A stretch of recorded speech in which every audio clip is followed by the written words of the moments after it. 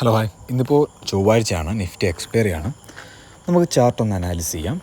നിങ്ങളിപ്പോൾ ഈ ചാർട്ട് കാണുന്നതിനകത്ത് ഞാൻ 30 മിനിറ്റാണ് ടൈം ഫ്രെയിം ഇട്ടേക്കുന്നത്. മുകളിലൊരു ഓർഡർ ബ്ലോക്ക് ഉണ്ട്. ആ ഓർഡർ ബ്ലോക്കിലേക്ക് മാർക്കറ്റ് എത്തിയതിന് ശേഷം ഞാൻ വാച്ച് ചെയ്യാൻ പോകുന്നത് അവിടുത്തെ പ്രൈസ് ആക്ഷനാണ്. നിങ്ങൾ നോക്കേ, മാർക്കറ്റ് ഒരു ബുള്ളിഷ് മൂവിന് ശേഷം കൺസോളിഡേറ്റ് ചെയ്തു. എവിടെ കൺസോളിഡേറ്റ് ചെയ്തു? 50 മിനിറ്റിലെ ഓർഡർ ബ്ലോക്ക്, അല്ലെങ്കിൽ 30 മിനിറ്റിലെ ലിക്വിഡിറ്റി എന്തോ ആയിക്കോട്ടെ, ഒരു സപ്ലൈ. ഞാൻ ഇതുപോലായിരിക്കും ഒരു ട്രേഡ് ഇന്ന് പ്ലാൻ ചെയ്യുക. എനിക്ക് ക്ഷമയോടെ കാത്തിരിക്കണം. ഞാൻ ഗ്രൂപ്പിൽ 10:37 ഒരു പ്ലാൻ കൊടുത്തിട്ടുണ്ട്. അത് 11:21 ആ ട്രേഡ് ട്രിഗറായി. എത്ര നേരം കാത്തിരുന്നു നിങ്ങൾ ആലോചിക്കുക. Patients will pay.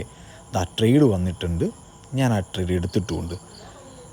നമുക്ക് പ്രീമിയം ഏകദേശം 1:1.8 കിട്ടിയപ്പോൾ ഞാൻ ഗ്രൂപ്പിൽ കൊടുത്തു. ഇനി എന്ത് ചെയ്യരുത്? ഈ ട്രേഡ് ലോസ് വിടരുത്. കാരണം ഒന്ന് ആലോചിച്ച് നോക്കുക, ഞാൻ ടാർഗറ്റ് വെക്കുന്നത് 20 പോയിൻ്റാണ്, SL 10 പോയിൻ്റാണ്. എനിക്ക് 18 പോയിൻ്റ് കിട്ടി. ഇനി 2 പോയിൻ്റ് കിട്ടിയാൽ മതി. 2 പോയിൻ്റ് കിട്ടാൻ കിട്ടിയ 18 കളയാൻ ഞാൻ തയ്യാറല്ല. അതുകൊണ്ടാണ് അങ്ങനെ കൊടുത്തത്. അതിനുശേഷം മാർക്കറ്റ് ഒരു പോക്കായിരുന്നു. വെറും 5 രൂപയുടെ പ്രീമിയം പോലും 105 രൂപ വരെ പോയി ഇന്ന്. അപ്പോൾ ഇത്രയും പോയിട്ടും ഞാൻ 1:2 മാത്രമേ എടുത്തിട്ടുള്ളൂ. ഡിസിപ്ലിൻ.